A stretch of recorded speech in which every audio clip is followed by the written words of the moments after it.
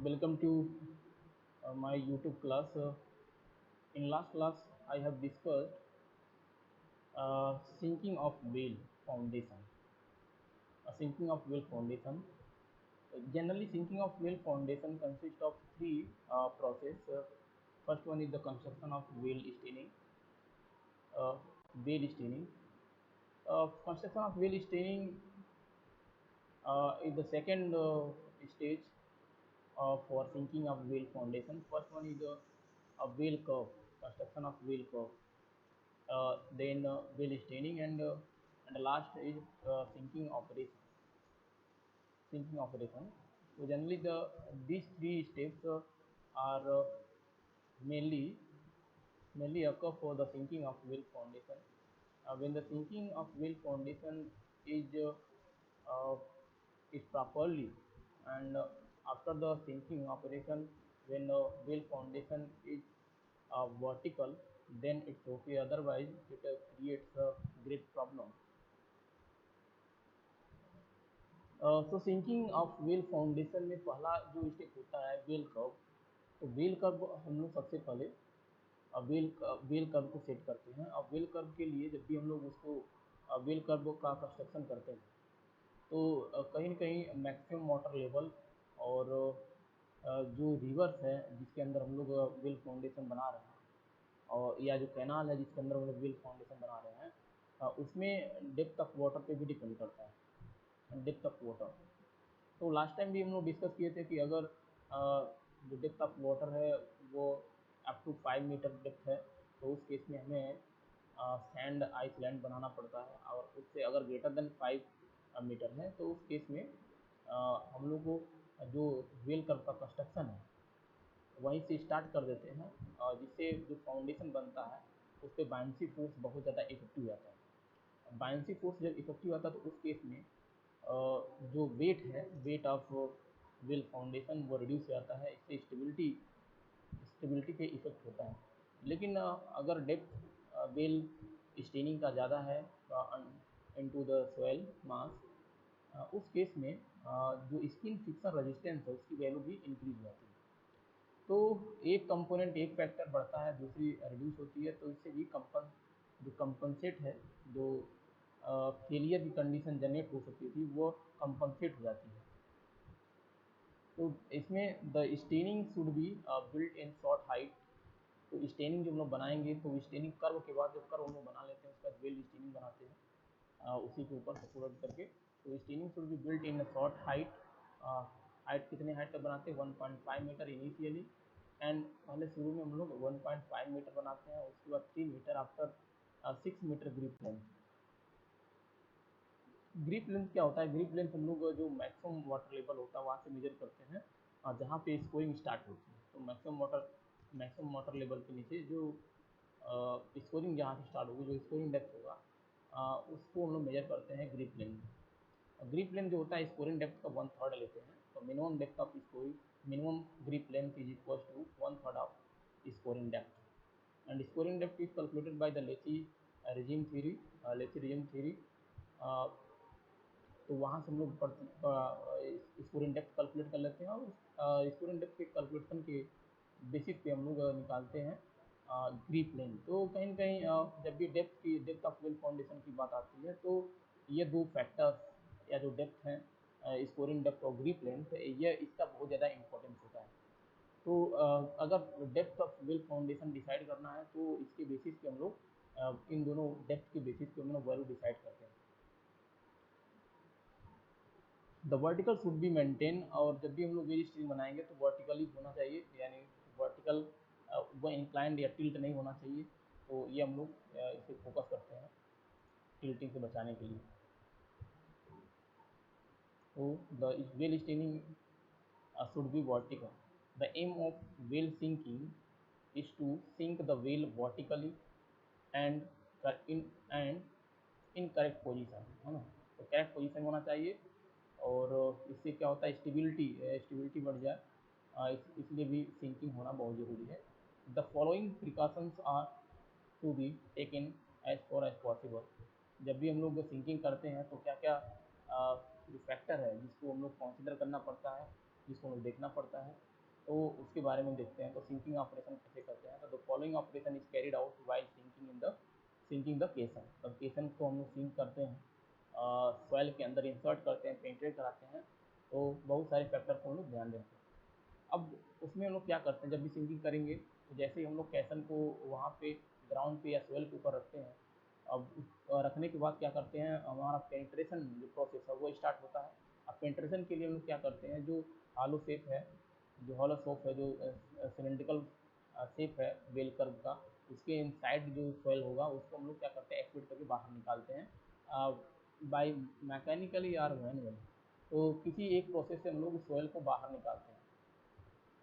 और उस दौरान भी हम लोग ये प्रयास करते हैं, ये प्रयास करना होगा कि जो वेल स्टीनिंग है या वेल हमारा फाउंडेशन है वो वर्टिकल ही बना है। हम लोग 1 मीटर तक एक्सकेवेशन का काम करते हैं। Under under water can be made manually. अगर 1 मीटर से 1 मीटर डेप्थ तक करना है तो मैनुअली, मोस्टली मैनुअली ही हम लोग क्या करते हैं, सोइल को बाहर निकाल लेते हैं। When depth is greater than 1 meter, then we help the any mechanical process such as झाम ग्रेप्स। तो ये मैकेनिकल प्रोसेस की हेल्प से हम लोग क्या करते हैं, सोइल का एक्सकेवेशन करते हैं। जब हमें एक्सकेवेशन का काम 1 मीटर से ज़्यादा करना है, लेकिन अगर 1 मीटर के आसपास करना है तो उस केस में हम मैनुअली ही सोइल का एक्सकेवेशन करते हैं इनसाइड ऑफ वेल को। अब हमारा जो सिंकिंग प्रोसेस है वो स्टार्ट हो गया। अब जैसे सोइल निकालेंगे वो सिंक करेगा, नीचे जाएगा। तो when well goes on sinking skin friction increase. मैं बताया, अगर जैसे ही डेप्थ की वैल्यू इंसर्ट होगी सोइल के अंदर तो साइड वाली जो सोइल है उसके कारण फ्रिक्शन जनरेट होगा, और जैसे फ्रिक्शन जनरेट होगा स्किन फ्रिक्शन की वैल्यू बढ़ेगी। And weight of well foundation decreases. अब डिक्रीज क्यों हुआ, क्योंकि अब वाटर के अंदर भी हम लोग इंसर्ट कर रहे हैं। तो जितना नीचे जाएंगे अब वॉल्यूम बढ़ेगा, वॉल्यूम बढ़ेगा तो बायन्सी फोर्स बढ़ेगी। तो बायन्सी फोर्स के कारण क्या होगा, सेल्फ वेट रिड्यूस हो जाता है। When the well does not sink, अब सिंक नहीं हुआ है तो क्या होगा, द संक ऑफ अप्लाई। अब जबरदस्ती हम लोग को सिंक कराना पड़ेगा, क्योंकि अगर सिंक नहीं हुआ तो फ्लोटिंग कंडीशन में आ जाएगा, और फ्लोटिंग कंडीशन में क्या होगा, हमेशा शिफ्टिंग की प्रॉब्लम बनी रहेगी। इसलिए हम लोग मैक्सिमम प्रयास करते हैं कि जो सिंकिंग ऑपरेशन है वो पहले कंप्लीट हो जाए, जिससे कि शिफ्टिंग ना हो सके। यानी अगर लेटरल डायरेक्शन में फोर्स लग रहा है, बहुत ज़्यादा फोर्स लगी, तो उस केस में जो शिफ्टिंग है वो व्हील फाउंडेशन का इग्नोर करने के लिए, रजिस्ट कराने के लिए हम लोग को सिंकिंग करना पड़ता है। तो अगर सिंकिंग नहीं हुआ है, सॉइल का नेचर बहुत हार्ड है, नहीं हो पाया है, तो उस केस में हम लोग क्या करते हैं, बाहर से एक्सटर्नल लोड लगा के हम लोग सिंक करवाते हैं। ऊपर से लोड लगाएंगे तो जो लोड लगाते हैं उसको हम लोग बोलते हैं कैंटिलेज, विद द हेल्प ऑफ कैंटिलेज, यानी संक बाई अप्लाइंग कैंटिलेज। अगर नहीं हो रहा है, सिंकिंग नहीं हुआ है, तो कैंटिलेज की हेल्प से कैंटिलेज क्या है, कैंटिलेज कुछ नहीं होता है, एक एक्सटर्नल लोड होता है in the form of sand bag और hydraulic jack, any external load in the form of uh, any bags of loading like aggregate load, bags of aggregate, bag of sand। तो ये क्या करते हैं, उसके ऊपर हम लोग ऊपर वाले लेयर पे उसको वहाँ पे रखते हैं, उससे लोड को हम लोग डेड लोड की वैल्यू बढ़ाते रहते हैं और उससे सिंकिंग हम लोग करवाते हैं। If this operation is not sufficient, jet outside the well or grass the outside। अगर ये भी हमारा कैंटिलेज भी फेल हो जाता है तो हम लोग क्या करते हैं, जेट की हेल्प से हम लोग सिंक करवाते हैं। जो जेट बाहर से हम लोग जेट लगा देंगे, वाटर को एक्सपेल आउट करते हैं और धीरे धीरे सिंक ऑपरेशन स्टार्ट करते हैं। ये टिपिकली लोडिंग ऑन स्टीनिंग बाई कैंटिलेज। अब जैसे कि अगले डायग्राम में हम लोग देखेंगे कैंटिलेज से कैसे लोड लगाया है।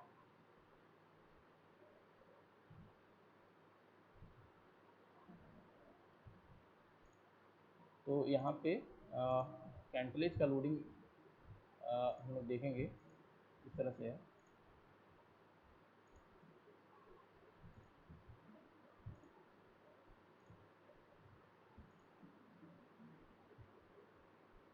तो यहाँ पे देखिए, तो ये हम लोग लोड लगा दिए हैं कैंटिलेज, जो लोड एक्स्ट्रा सैंड बैग के फिल से भी हम लोग लोड लगाते हैं, या तो एग्रीगेट बैग आप एग्रीगेट यहाँ पे रख देते हैं, तो ये कैंटिलेज एक्स्ट्रा ऊपर से हम लोग लोड लगा रहे हैं, तो इसको हम लोग सिंक करवाते हैं इसके अंदर। तो loading steining by the kentledge. So cantilever is nothing but a loading on wheel foundation with the help of sandbag uh, is known as cantilever. Cantilever external load लगा, एक्सटर्नल लोड।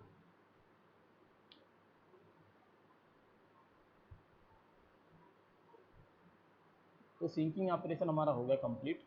अब sinking operation जब भी हम लोग करते हैं, और sinking operation इसलिए करते हैं ताकि एक स्टेबिलिटी बन जाए, एक बेस क्रिएट हो जाए, जिससे जो प्रॉब्लम्स है शिफ्टिंग का, बायनेंसी फोर्स अगर ज़्यादा लगेगा तो वेट, सेल्फ वेट रिड्यूस हो जाएगा, उसको हम लोग कर सकें। अब हमारा सिंकिंग हो गया। अब सिंकिंग होने के बाद बहुत सारी समस्याएं आ जाती है, जैसे वेल जो है वर्टिकल है कि नहीं। अगर वर्टिकल नहीं है और थोड़ा सा वर्टिकल से अगर स्लोप पे हो गया, जिसको हम लोग बोलते हैं टिल्टिंग, और अगर थोड़ा सा स्लाइड कर गया हॉरिजॉन्टली तो उसको बोलते हैं शिफ्टिंग। तो ये दो मेजर समस्याएं after sinking of well foundation आती है, और इसका जो केयरिंग है बहुत ज़रूरी है। अगर ये केयर नहीं करेंगे तो बहुत ज़्यादा प्रॉब्लम क्रिएट कर सकता है वेल फाउंडेशन के लिए, और एक टाइम ऐसा आएगा कि यह एक डेंजर जोन में चला जाएगा और वेल फाउंडेशन आपका पूरा फेल हो जाएगा। तो इसलिए जब शिफ्टिंग और टिल्टिंग को हम लोग पहले जब पता करते हैं और उसके बाद उसको वहीं के वहीं उसको क्या करते हैं, रिड्यूस करते हैं। तो यहीं पे देखते हैं। तो shifting and tilting occur generally during the sinking phase of well foundation. If proper care is not taken, then can cause great problem, which may lead to the weakening of the stability of the foundation.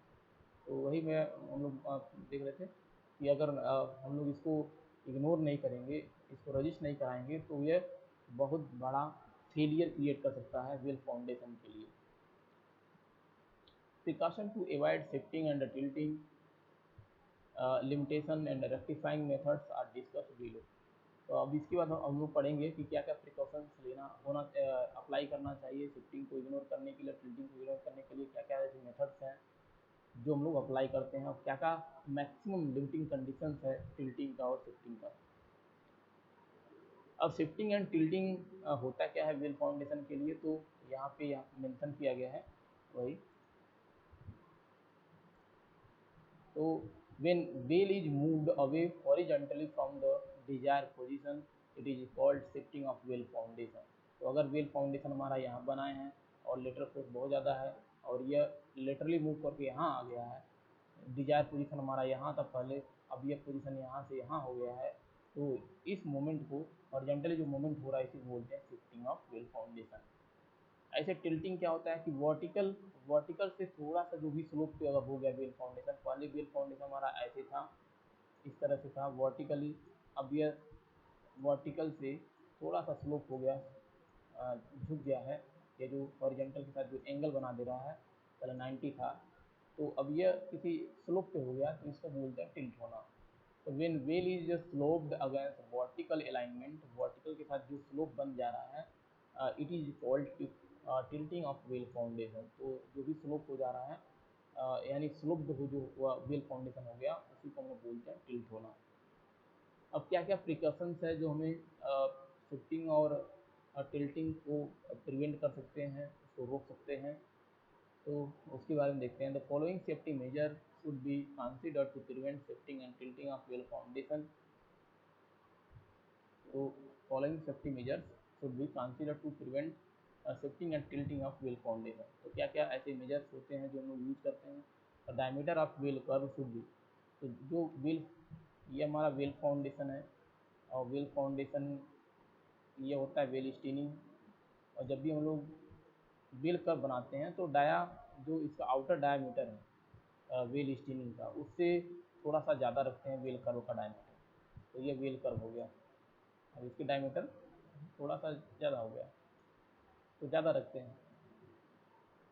तो यही इसमें बोल रहा है कि wheel curve की जो diameter है वो आउटर डायमीटर या एक्सटर्नल डायमीटर ऑफ व्हील स्टीनिंग से ज़्यादा होना चाहिए। और कितना ज़्यादा होना चाहिए, तो वो 40 से 80 mm तक रिकमेंडेड है, उसके बीच में वैल्यू होना चाहिए, इतना होना चाहिए 40 से 80 mm, 40 से 80 mm।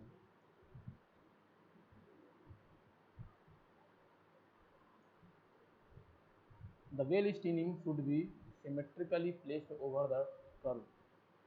अब वेल स्टीनिंग जो होना चाहिए सिमेट्रिकल का सिमेट्रिकल प्लेस्ड होना चाहिए किसके ऊपर, वेल कर्व के ऊपर। सिमेट्रिकल होना चाहिए, अगर इस तरह से है ये इसके अलोंग ऐसे जितनी डिस्टेंस ये है उतनी डिस्टेंस इधर ये भी होना चाहिए, तो सिमेट्रिकल प्लेस्ड होना चाहिए कहाँ पे, वेल कर्व के ऊपर। The outer surface of well curb and steining should be smooth, regular and smooth. तो जो स्टीनिंग है ये स्टीनिंग हमारा हो गया, ये वेल कर्व हो गया, तो जो आउटर सरफेस है ये वाला ये स्मूथ होना चाहिए, ये स्मूथ होना चाहिए। All the side should be uniformly dredge. तो ऑल साइड मीन्स जो भी हम लोग यहाँ पे ड्रेज होल बना रहे हैं तो ड्रेज होल यूनिफॉर्म होना चाहिए, और उसकी बात कर रहा है तो वही यूनिफॉर्मली ड्रेज होना चाहिए। The cutting age should be uniformly thick and sharp. जो कटिंग एज के बारे में बोल रहा है, कटिंग एज शार्प होना चाहिए और थिक होना चाहिए। तो कटिंग एज जब हम बनाते हैं तो इस तरह से ऐसे बनाते हैं, तो थिकनेस भी होना चाहिए, बिल्कुल एकदम नुकीला नहीं होना चाहिए, पॉइंटेड नहीं होना चाहिए, तो ये थिक होना चाहिए और शार्प होना चाहिए ताकि यहाँ से भी स्टेबिलिटी बनी रहे।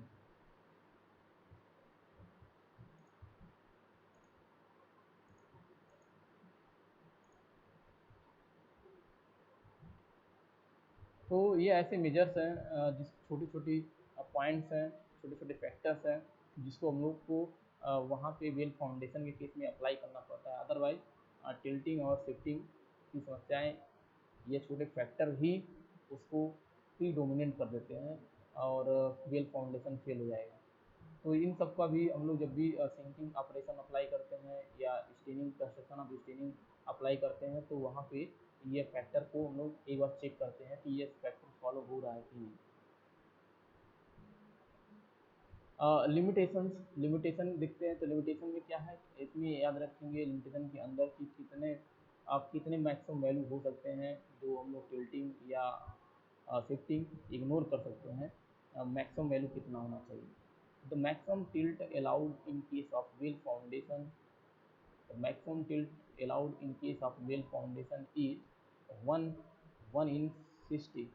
तो जो टिल्टिंग जो होना चाहिए स्लोप की वैल्यू, जो ये वर्टिकल था, अब ये वर्टिकल 90 डिग्री पे था, बिल्कुल यहाँ पे वर्टिकली है, और ये एक हो गया, इस स्लोप पे हो गया, तो ये स्लोप की वैल्यू कितना टिल्ट है जो है मैक्सिमम टिल्ट कितना होना चाहिए, मैक्सिमम टिल्ट होना चाहिए 160, इससे ज़्यादा नहीं होना चाहिए वेल फाउंडेशन का 160। अब शिफ्ट के बारे में बोला, the shift in well foundation should not be more than 1% of depth of sum. अब कह रहा है कि जो शिफ्टिंग हो रहा है, जैसे हमारा वेल फाउंडेशन यहाँ पे था अब यहाँ आ गया, तो मैक्सिमम कितना या डिस्टेंस कितना होना चाहिए शिफ्टिंग का। तो कह रहा है कि जितना, जैसे सपोज करिए ये हमारा ग्राउंड लेवल है, ये ग्राउंड लेवल यहाँ पे है, या कह सकते हैं रिवर बेड यहाँ पे, और उससे इतना डेप्थ हम लोग इंसर्ट किए हैं सोयल के अंदर, तो जो ये डेप्थ है इन डेप्थ ऑफ पेनिट्रेशन है, कि यहाँ पे डेप्थ ऑफ पेनिट्रेशन उससे 1% से ज़्यादा नहीं होना चाहिए। अ, जैसे अगर मैं बोल रहा हूँ कि ये पेनिट्रेशन की वैल्यू 10 सेंटीमीटर है, पेनिट्रेशन की वैल्यू 10 सेंटीमीटर है, तो इसका 1% निकालेंगे तो कितना हो जाएगा,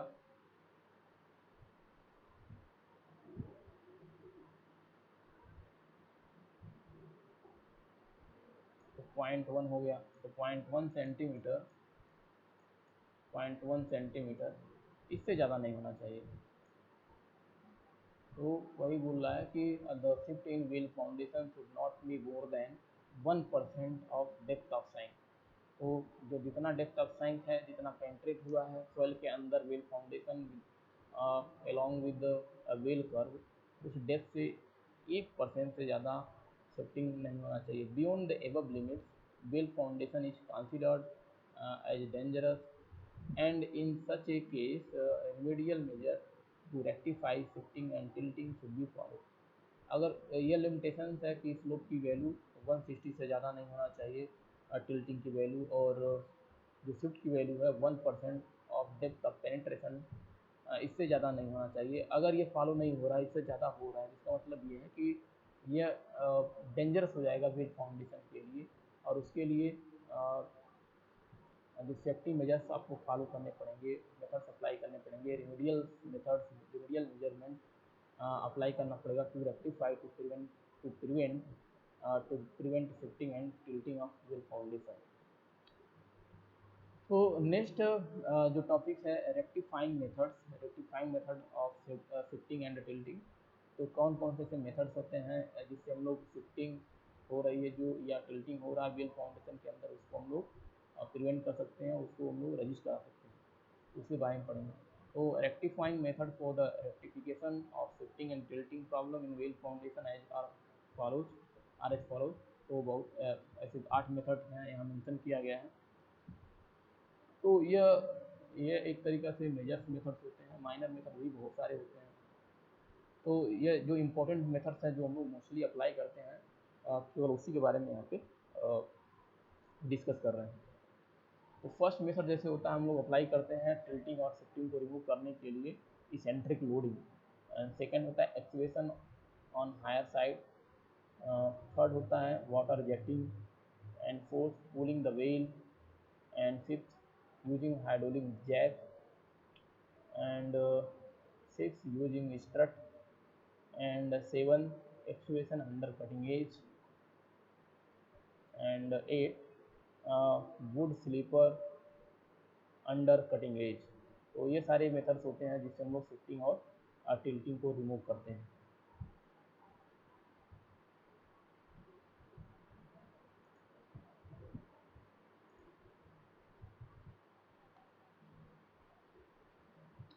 तो फर्स्ट मेथड हम लोग यहाँ पे डिस्कस कर रहे हैं। फर्स्ट मेथड है इसेंट्रिक लोडिंग। इसेंट्रिक लोडिंग, तो इसेंट्रिक लोडिंग जैसे हमारा व्हील फाउंडेशन ये था या डायग्राम में दिखाया गया है, व्हील फाउंडेशन ये था, अब यह क्या हुआ, टिल्ट हो गया है। टिल्ट हो गया है तो यह लोअर लोअर साइड है, इसको बोलते हैं लोअर साइड। टिल्ट हो रहा है, ये लोअर साइड हो गया, लोअर साइड। और दूसरा हो गया अपर साइड या higher side. Higher side, higher side.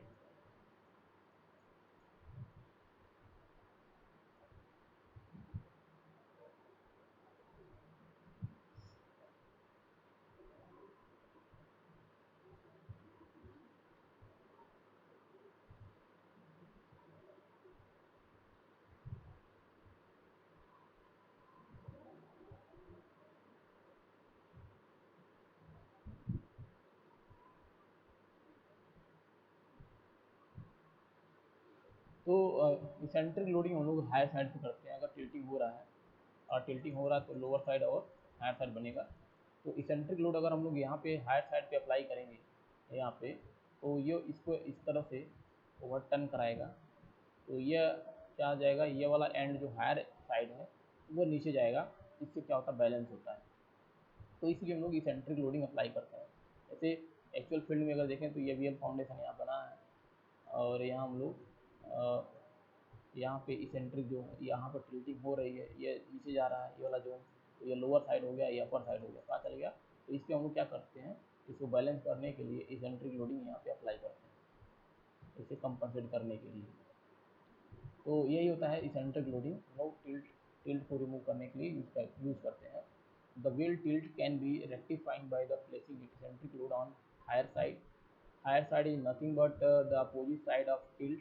तो टिल्ट अगर यहाँ पे इधर हो रहा है, तो इसके अब टिल्टिंग अगर ऐसे हो रहा है, तो इसका जो अपोजिट साइड होगा, ये वाला साइड, इसको बोलते हैं higher side.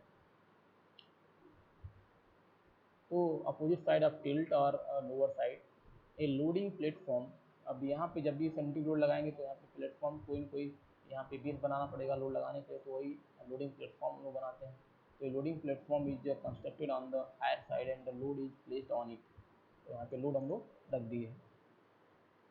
This eccentric load will increase downward. अब ये जैसे जैसे हम बढ़ाते हैं तो डाउनवर्ड डायरेक्शन में ये एक्ट करने लगता है, ऐसे इस तरह से। तो downward pressure on higher side and correct tilt, और धीरे धीरे क्या होता है, कंपनसेट कर देता है tilt. The amount of load and eccentricity decide based on the depth of sinking. Greater is the depth of sinking of whale, larger will be the eccentricity and load. तो यहाँ पे टिल्ट की value पे भी depend करता है। Sinking तो है ही, डेप्थ ऑफ सिंकिंग पे तो डिपेंड करेगा ही, साथ के साथ टिल्टिंग पे भी डिपेंड करेगा। टिल्ट अगर यहाँ पर टिल्ट की वैल्यू बहुत ज़्यादा है तो जो लोड है, जो इसेंट्रिक लोड है या इसेंट्रिसिटी है कि कितने डिस्टेंस पे ये लोड लगाया जाए, यानी यहाँ से कितने डिस्टेंस पे हम लोग लोड लगाया जाए, तो ये इसेंट्रिसिटी बोलते हैं, इसको ई बोलना है, कहाँ पे हम लोग लोड रख रहे हैं, इसेंट्रिसिटी। और कितनी वैल्यू, मैग्नीट्यूड कितना होना चाहिए, इसकी क्वांटिटी कितना हो, तो ये डिपेंड करता है आपका वैल्यू ऑफ टिल्टिंग पे, वैल्यू ऑफ टिल्ट पे, एंड डेप्थ ऑफ पेंट्रेशन पे, कितना यह पेंट्रेट हुआ है, डेप्थ ऑफ पेंट्रेशन पे, या इसी को हम लोग बोलते हैं depth of sinking.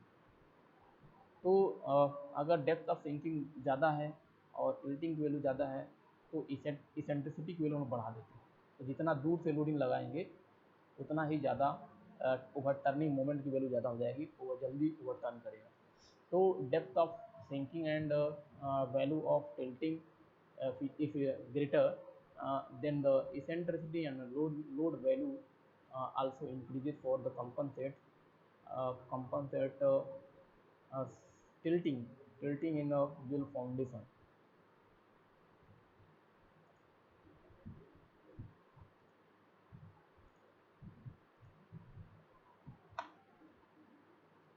Second method है एक्चुएशन ऑन हायर साइड। अगर टिल्टिंग हो रहा है तो हम लोग दूसरा मेथड जो बोल रहे हैं कि जो हायर साइड होता है वहाँ पे एक्चुएशन करेंगे और उससे क्या करते हैं, टिल्ट को हम लोग रिमूव करते हैं। तो इसमें अगर देखेंगे हम लोग,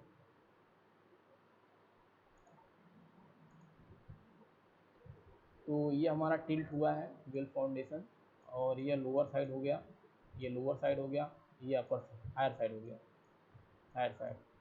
तो यहाँ पे क्या करते हैं, यहाँ पे ग्राउंड लेवल कहीं और दूर था, यहाँ पे था, तो यहाँ से क्या करते हैं, ये डेप्थ ऑफ सिंकिंग है, इतना हम लोग डेप्थ, इतना डेप्थ हम लोग क्या किए हैं, पेंटेड किए हैं, इसको बोलना है डेप्थ ऑफ सिंकिंग, इसी को बोलना है depth of sinking, depth of sinking.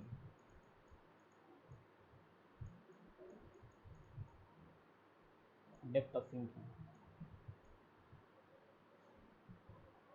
तो हम लोग ये क्या करते हैं, यहाँ पे हम लोग इस केस में यहाँ पे जो हायर साइड है वहाँ से सॉइल को एक्सक्यूट करते हैं। एक्सक्यूट करने से क्या होता है कि यह इधर, जिधर इसको जगह मिलेगा, स्पेस मिलेगा, उधर मूवमेंट करेगा, जिधर स्पेस मिलेगा उधर ही मूव करेगा। अब यहाँ पे पूरा पूरा बैकफिल है, यहाँ पे बैकफिल है, तो इधर तो मूवमेंट करने के लिए इसको क्या करना पड़ेगा, फोर्स ज़्यादा लगाना पड़ेगा। अब यहाँ खाली हो गया तो इधर मूवमेंट करने लगता है, इससे क्या होता है, टिल्ट जो हो चुका था वो कंपनसेट हो जाता है। when wheel is tilted on one side, acceleration should be increased on other side, which is opposite to the tilt side। tilt जिधर टिल्ट हो रहा है उसके अपोजिट साइड में एक्सेशन करते हैं। ये टेक्निक हम लोग बेसिकली कहाँ अप्लाई करते हैं, शुरू में हम लोग वेल फाउंडेशन का कंस्ट्रक्शन कर रहे हैं और उसी समय टिल्टिंग, आपको पता चल गया कि टिल्टिंग हो रहा है, और तभी ये स्टार्टिंग में ही हम लोग अप्लाई करते हैं, क्योंकि अगर ये पूरा का पूरा कंस्ट्रक्शन रिवर के अंदर है तो बाद में हम लोग या एक्टिवेट यहाँ से करना थोड़ा सा डिफ़िकल्ट रहेगा। तो शुरू की स्टेज में अगर टिल्टिंग हुआ है तो ये हम लोग मेथड्स अप्लाई करते हैं कंपनसेट करने के लिए। तो इसलिए ये मेथड जो एक्टिवेशन ऑन हायर साइड है ये हम लोग अप्लाई करते हैं इनिशियल स्टेज के अंदर, initial stage of sinking of well foundation में अप्लाई करते हैं।